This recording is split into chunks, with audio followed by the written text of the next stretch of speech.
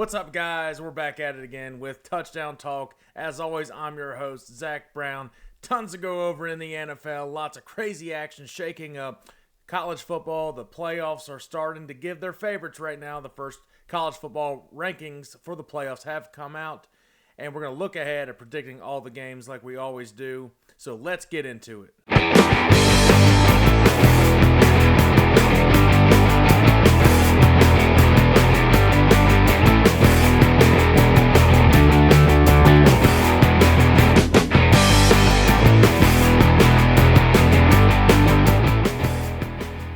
Alright guys, like I said in the last episode, we are exclusively here on YouTube, so make sure you hit that like, subscribe, and that little bell to notify you of all new episodes coming out of this show and anything else that gets posted onto this channel. We've got all sorts of stuff. We got another podcast that is called ZB's Horsepower Talk. If you like racing, go check that out. I've got a lot of memes that I put up weekly. I call it Meme Monday, and got some gaming stuff on the gaming portion of this channel as well. So make sure you hit that like, subscribe. It definitely helps, and we have fun doing it. Let's jump right into the NFL action like we always do and go over some of the key games that happened this past weekend. And we'll look ahead, predicting the scores. And we'll finish off with some college football like we always do. So the Thursday Night Football, I do want to touch on this one because it ended with that Hail Mary so close that Chris Godwin didn't even realize where that ball was. The Bills escape their own place, barely, by beating the Tampa Bay Buccaneers. The Bills have a lot of stuff to really correct, really fix up. I think they randomly go out and get Leonard Fournette, even though they say they want to have James Cook get more carries. So they're going to still split reps with a dude that's going to end up getting the ball inevitably because they call him Playoff Lenny for a reason. And you want to – it's just weird. It's a weird situation going on there.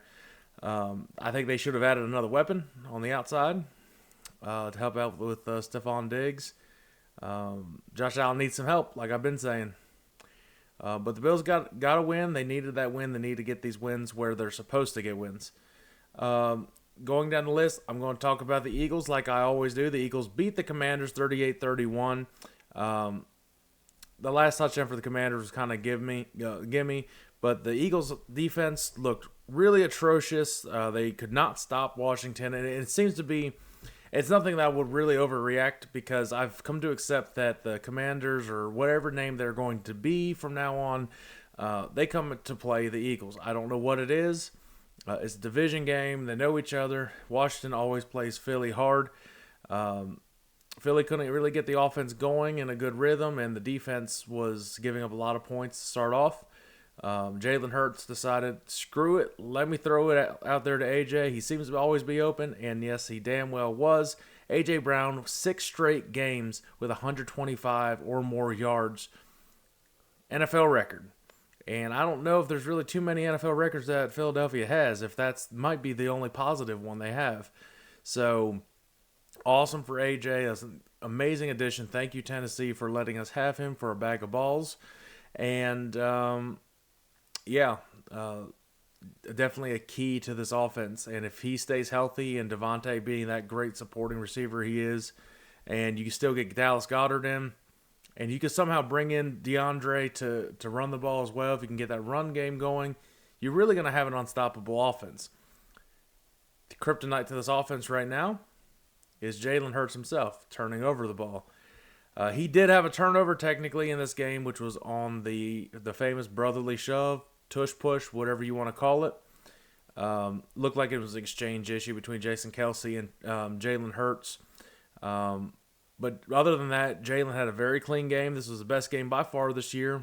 Didn't need to use his legs too much. You can still tell he's battling some sort of an injury. So the Eagles need to get that win because now is Dallas week, everybody. Yes, is big time week. We don't like Dallas fans. Dallas fans don't like us. Eagles don't like Cowboys. It's a rivalry. It's probably, I'd argue, one of the most hated rivalries in all of sports. It's in Philly. It's going to be loud this week. So we'll look ahead of that here in a second. Let's go through a couple more of the games. The Cowboys, of course, on the other end of the game coming up, They booty whopped the Rams. The Rams had so many mistakes, so many turnovers, mental errors, just not enough to overcome anything. The Cowboys took advantage of that and get a comfortable win, 43-20. What else do I want to touch on? Stuff that was actually surprising. The Saints got a big time win over the Colts. That was huge. Panthers, they finally got a win because their kicker's good. The kicker was 5 of 5 in field goals, and they don't score any touchdowns. But when you score more points than the other team, I don't really know what happened to the Texans and C.J. Stroud on offense. Clearly, they got some stuff to clean up. I don't think there's anything much they got to really worry about. But the Panthers got a win, and it doesn't really matter because their first-round pick is going to go to the Bears. So whether they win or lose, nothing's really going to affect them. Seahawks get a big-time win at home against the Browns. I predicted that one. I was actually happy about that. Seahawks are really impressive right now. Those throwback uniforms are really, really nice. So I think they might need to go back to them for good. And I guess you could probably call this an upset, but I actually predicted this one. I predicted a decent number of them right. The Bengals beat the 49ers. 49ers just aren't the same without their big left tackle and without Deebo Samuel. They're struggling without Trent Williams and Deebo. That's for sure. Brock Purdy's giving the ball away now more than he should. And Joe Burrow looks like his calf is feeling almost back to 100% because he's back to the Joe Burrow we all know that could be MVP. So big time win for the Bengals over the Niners. The Niners got to figure something out. I don't know what it is about their whole injury plagues every single year. It never fails. I don't know if something that Kyle Shanahan has done to the way he uses everybody, uses every ounce of their talent and gets them injured. I don't really know the answer to it, but there's obviously a common denominator there, and everybody gets hurt on this team. The Broncos, let's ride Russell Wilson. Let him cook, and he did, and he cooked the shifts. The defending champions go down to the Broncos the first time that Patrick Mahomes has lost to the Broncos, and the first time the Broncos have beat the Chiefs in 8 years, since 2015. So that is insane. I want to push panic mode on the Chiefs. Obviously, Pat Mahomes was sick. The Chiefs probably should have gotten a receiver, a number one receiver. They didn't make any big-time trades. They clearly need another weapon. When you take Travis Kelce out of the game, you take away their offense. It's just a matter of how you get Travis Kelce out of the game. Andy Reid's going to bounce back. They'll figure out a way to get Travis Kelce open, and they'll be fine.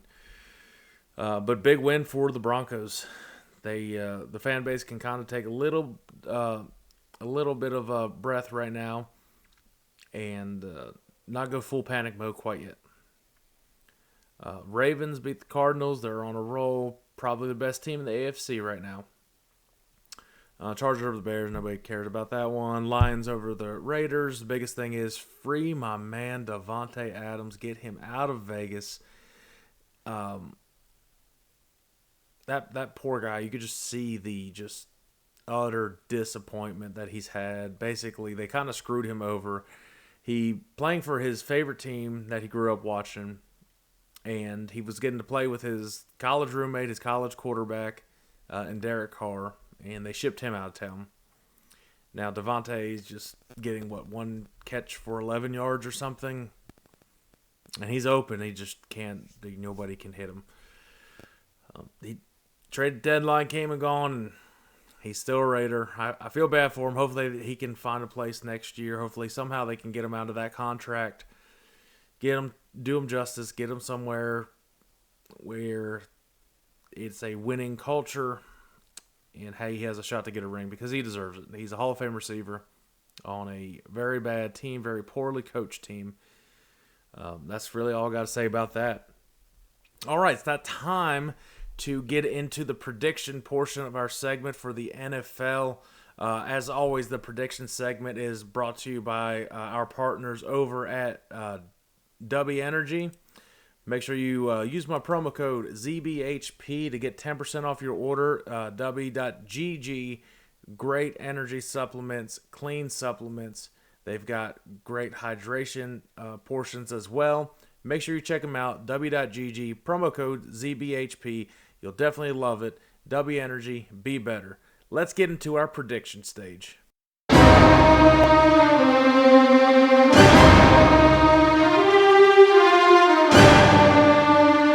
right, kicking off again, Thursday Night Football. This could be a blue-collar showdown between two old-school style coaches, two old-school style teams. The Titans travel to Pittsburgh to take on the Steelers. Titans had a big win over the Falcons last week. The Steelers, another poor performance on their offense, and they're going to need their defense to keep them in games. This will be a low-scoring game, I think. Will Levis is getting his first official start for the Titans. Looked phenomenal in that first game, but now there's film on him. You'll see the Steelers adjust accordingly, but can the Steelers score enough points to win? I don't think so. I'm going to ride the Will Levis train for at least this week to beat the Steelers in Pittsburgh in a low-scoring affair, but making just enough plays to come out with a win. In London, no, not in London, sorry. We are going to Deutschland. We are going to Germany, everybody. Dolphins at the Chiefs, whatever, Chiefs technically the home team, but Dolphins. Now, the biggest storyline here is that Tyreek Hill is facing his former team. Everybody wanted, obviously, Tyreek Hill going back to Kansas City in that type of atmosphere, but what an amazing way to start off your Sunday morning in a different country. There's going to be fireworks. Opposite of the last game we had, this is going to be a high-scoring affair. I'm excited to see this. I think that Kansas City Chiefs defense is pretty solid, but they got a little bit exposed by Russell Wilson. Who else? Tua's. I think this could be a statement win for him. This could be a statement win for Mike McDaniel. And Tyreek, I think, is going to get almost every damn pass targeted to him. Chiefs are not playing their best ball right now, and it's unusual that they would lose a game after they just lost, but I'm going to give the edge to the Dolphins.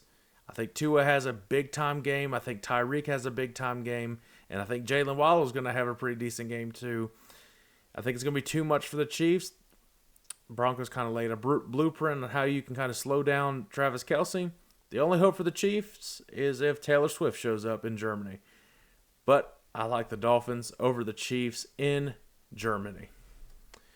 Vikings and Falcons. Well, the big news is that Kirk Cousins, torn Achilles, out for the year. Probably done with the Vikings franchise forever. Josh Dobbs has just been traded for to take probably not this week to assume the starting role at quarterback, but they wanted a good veteran in that locker room in case they need to use him. Too much stuff going on with the Vikings and their offense and injuries. I keep riding the Falcon train too. I'm going to do it once again. And the Vikings defense is prone to give up big-time rushing yards. I'm going Falcons over the Vikings in Atlanta. Bears and Saints, I don't know who we have with the Bears anymore. It's just kind of a downhill spiral for them.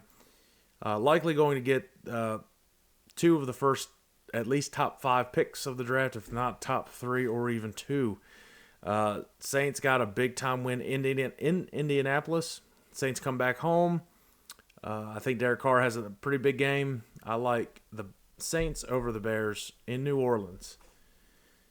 Rams, Packers. Packers it's just the dumpster fire right now. It's showing you that how much Aaron Rodgers meant to an organization and to a team. Matt LaFleur looks lost. They keep trying to do the same thing over and over again, expecting different result. Obviously, insanity. Rams, they're hot and cold. It's just kind of, we don't really know what they have to show right now. Rams have too many weapons. I I can't see Cooper Kupp going back-to-back weeks being complete trash, even though I have him on fantasy. But I'm going to give the edge to the Rams over the Packers, even though it is in Lambeau. Commanders, Patriots. Well, the Commanders aren't playing the Eagles. I don't know what offense they have. Bill Belichick's really good at beating quarterbacks on their first time playing him. It is in New England. But you know what? I'm going to give a slight edge to the Commanders. They're just they're playing a lot better than the Patriots, and Patriots we just don't really know what they are anymore. They're going to win probably a couple more games and be almost middle of the draft and get somebody that's mediocre once again. It seems to be the Patriot way lately. The Commanders over the Patriots. This game might be the best 1 o'clock game we have. Seahawks and Ravens. I'm excited to see this one. Seahawks are kind of getting on a roll. Ravens are very explosive. The passing game can be a little bit of a concern, but Lamar's already shown what he can do, especially against the Lions. The Ravens are home, which is huge, especially Seattle flying the whole way onto the East Coast. I'm going to give the edge to Baltimore in this one to beat the Seahawks. Buccaneers and the Texans. Buccaneers kind of going off that heartbreaking loss at the end against the Bills. Texans lose to one of the worst teams. I'm not sure the Panthers might be the worst team, but they had the worst record. And they gave the Panthers their first win. Texans are back at home. That could be pretty big. But I like the Buccaneers offense. I'm going to give the edge to Baker Mayfield and that Bucs team going into Houston. Cardinals-Browns, likely it's looking like Kyler Murray's going to make a start. I don't think that makes a difference. Cardinals are just not good. Browns, they're getting hit and miss. I think they'll be good enough to beat the Cardinals, and Browns are at home, so that's a big deal playing in Cleveland. So I'm going to give the Browns the edge over the Cardinals. I don't know why this is a 4 o'clock game. The Colts at the Panthers. Panthers got that first win of the season. I don't think you'll see that happen again. Colts can score a lot more points than the Texans at this point. I like the Colts over the Panthers. Giants and Raiders. Who wants to be the worst team at this point? I guess I'm going to give the Giants the edge here, but I don't feel good about this at all. I wouldn't bet on this game if I were you. I would stay away from it because that's just choose the under, but I don't like it. Giants over the Raiders. This is the game of the week, and America's game of the week. Cowboys at the Eagles. That is at the Link. That is huge. All this trash talk between Dak is a better quarterback than Jalen Hurts. Well, it can kind of get settled this week. I don't know if Jalen has actually played head-to-head against Dak, so one or the other has been hurt. Philly's going to be loud. Michael Parsons like, Dallas fans, come and take over the state. You're not going to take over Philly, bro. Sorry about that. There's going to be 99% Eagles fans there and some Dallas fans that might make it out with some broken bones. I don't like to always pick them because I feel like I might be jinxing them, but going to a bye week, it's kind of a must-win. There's some injuries on the defense. Concerns me a little bit, especially with Jalen Carter. But another week with Kevin Byard at in the safety position. Lots of room to improve. I think they make some adjustments. I don't think you'll see Dak Prescott do exactly what he did last week.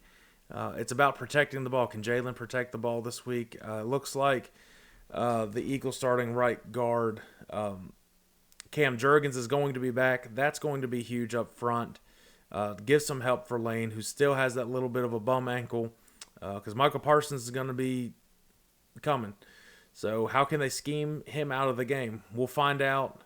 I like the Eagles in a hard-nosed fought NFC East battle over the Cowboys going into the bye week. I think that will be huge. Bengals, Bills, Sunday Night Football. Rematch of a divisional round last year. Very well. Could be a preview of the AFC Championship this year, at least what people are predicting in the beginning. Bengals are rolling right now. They're firing on all cylinders. Bills, they're going on about 6 out of 8 cylinders. They're filling in pieces they probably didn't really need. And it's in Cincinnati. I think that is the edge right now. Playing in Cincy is a huge deal. I like the Bengals to beat the Bills on Sunday Night Football. And rounding off the week on Monday Night Football, the Jets are hosting the Chargers. We don't know who the Chargers are anymore. They can beat bad teams, and they can lose to good and bad teams. Brandon Staley, not a great coach, and probably on the hot seat this year. Jets defense is so good, and that offense is not good until Aaron Rodgers comes back. I think the Jets, though, can make enough plays to beat the Chargers on Monday Night Football. Chargers are notorious for not showing up big time in prime time, especially against a stout defense. So I'm giving the edge to the Jets in this one, to my surprise, honestly. But I like the Jets over the Chargers for that. So that does it for our predictions for the NFL. Let's go into college football roundup, where we will finish off this episode.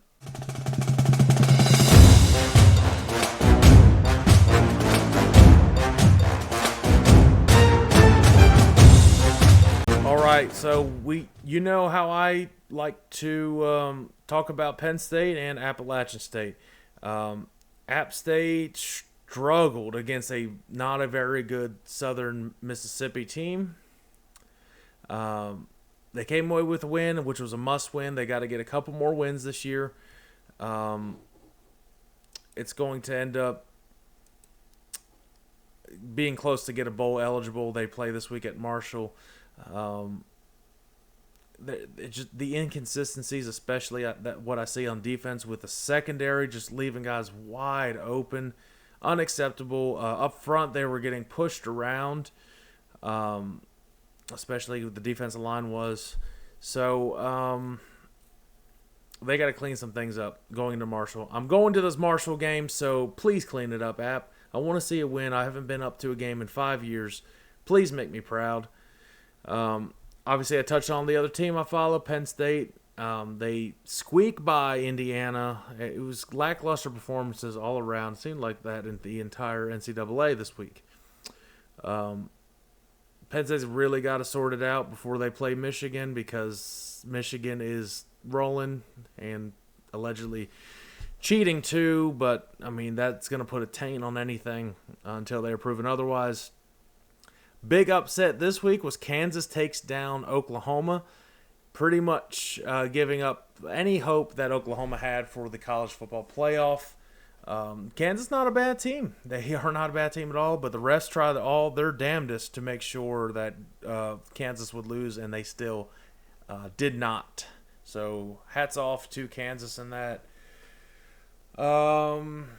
The Oregon-Utah game that everybody was talking about, College Game Day was on it. Well, that was an ass-kicking. Oregon's good.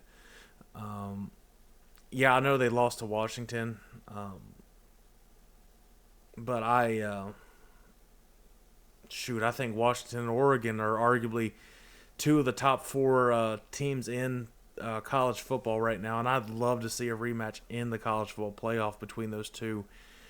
Sucks they're in the same division, but they both are really, really good. And right now, I think Oregon's playing better than Washington. Washington's had not bad games, but they struggled. They've been struggling. It's been hard for them last couple weeks. And Oregon's been rolling since they lost to Washington. So I'd love to see another rematch between that, because that was amazing. Georgia doing their thing.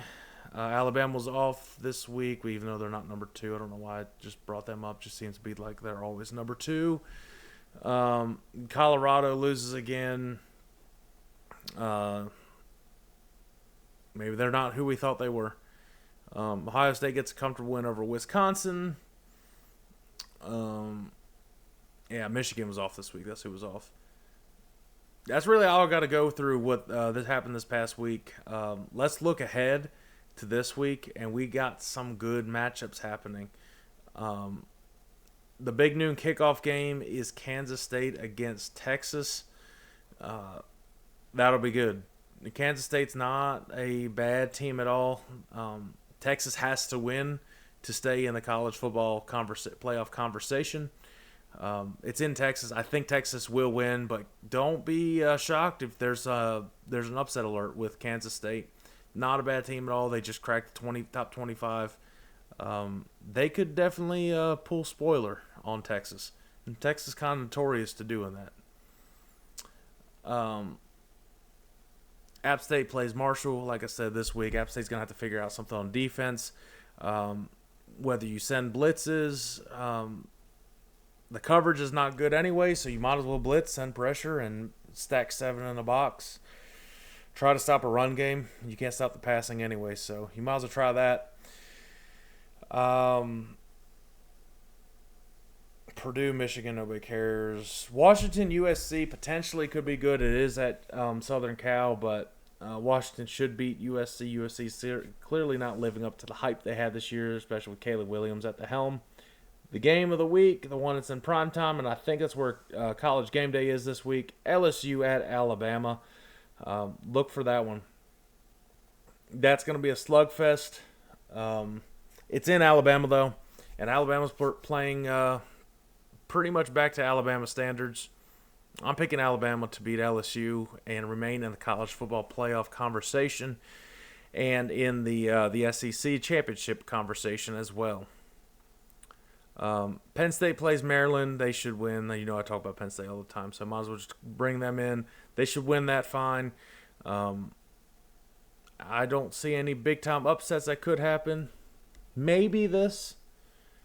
Georgia, number 1, facing against they're hosting Missouri, who's number 14. Missouri is shocking a lot of people this year, how good they've been. I don't think they will beat Georgia, but I think they'll make Georgia dig deep. And I think it'll be a true test of Georgia this year thus far. And they kind of need that. If they're going to have a chance at a three-peat, they need to have a game where they're kind of get smacked in the mouth a little bit. Well, that does it, everybody. Make sure, like I said, you share this. Hit the like, subscribe. Share your comments down below. Some conversations we can have starting next week. We got a lot of stuff to always go over. Football is one of the 2 sports I really follow and understand. So, let me know. College football playoff rankings have just come out, so let me know who your top 4 is right now. I think what they have right now at the top 4 you can't really deny. But like I said, Oregon and Washington, they're right there too. I'd love to see both of them in the playoff if that were a possibility. That's what the good thing with the 12-team playoff is going to be next year. But like I said, exclusively on YouTube. Make sure you hit like, subscribe, share it with everyone, and we'll see you guys next week.